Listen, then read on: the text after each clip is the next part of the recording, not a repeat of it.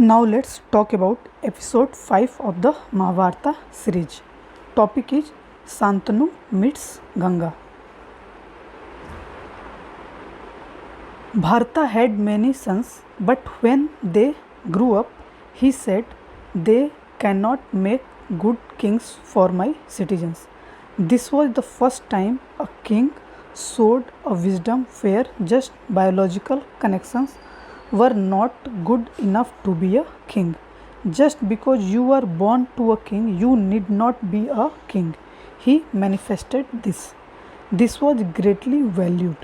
Bharata was celebrated for his balance of mind, impartiality, and his sense of inclusion with his citizenry. And this is one reason why his name was given to the nation.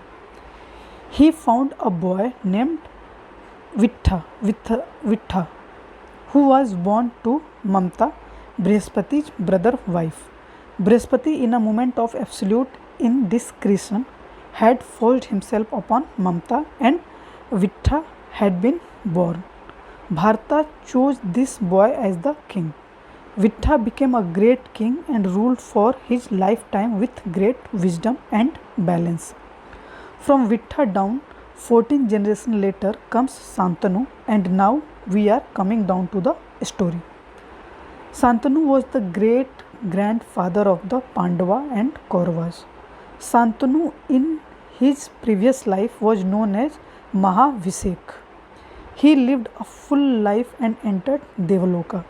He was sitting in Indra's court when goddess Ganga came visiting.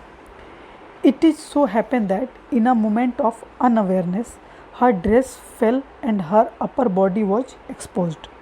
As was the proper behavior at the time, everyone averted their gaze. Mahavishek, who was new to Devaloka, kept staring at her. When Indra noticed this impropriety, he said, "You are unfit to be in Devaloka. Go back and be born as a human being again." Then Indra noticed that Ganga seemed to be enjoying the attention. He said, "This is completely inappropriate. You seem to be enjoying the attention. You also go back and be born as a human being. Go through all the pains and pleasures of being human. When you are free from this pride, you can come back." So Shantanu is to meet Ganga, but he is not aware of it because he does not have his memories of previous lives.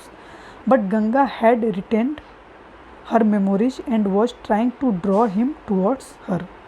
But being a king, he was wandering all over.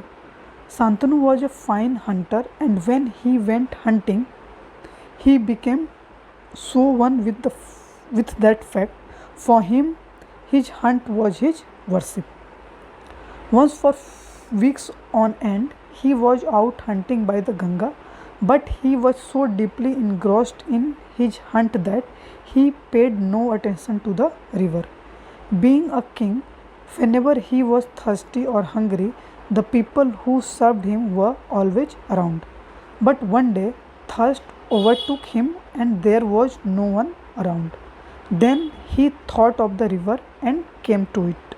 At that moment, Ganga arose from the river as a woman, and when he set eyes upon her, he fell completely in love with her. Shantanu pleaded with her to marry him. Ganga agreed, but she set a condition. "I will marry you, but no matter what I do, you should never ask me why I am doing it."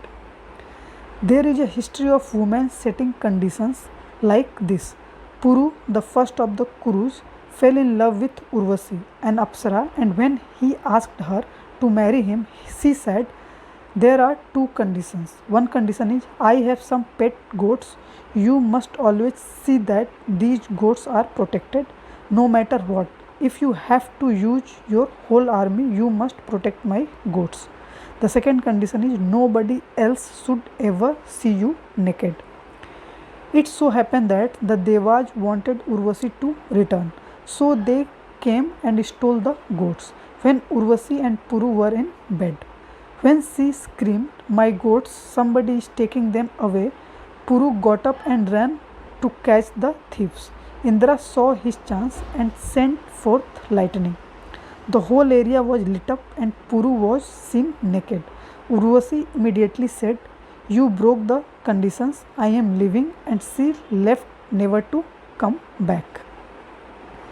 Over a period of time in history, as certain things change, the woman loses his ability to set either reasonable or unreasonable conditions upon the man. You can see it in the story of the Mahabharata itself, how society slowly transformed itself from being matriarchal to patriarchal. To get back to the story, Santanu was so madly in love with Ganga that he agreed to anything she asked. So, Ganga became his incredibly beautiful and wonderful wife, and then she became pregnant. So, this is all about this episode.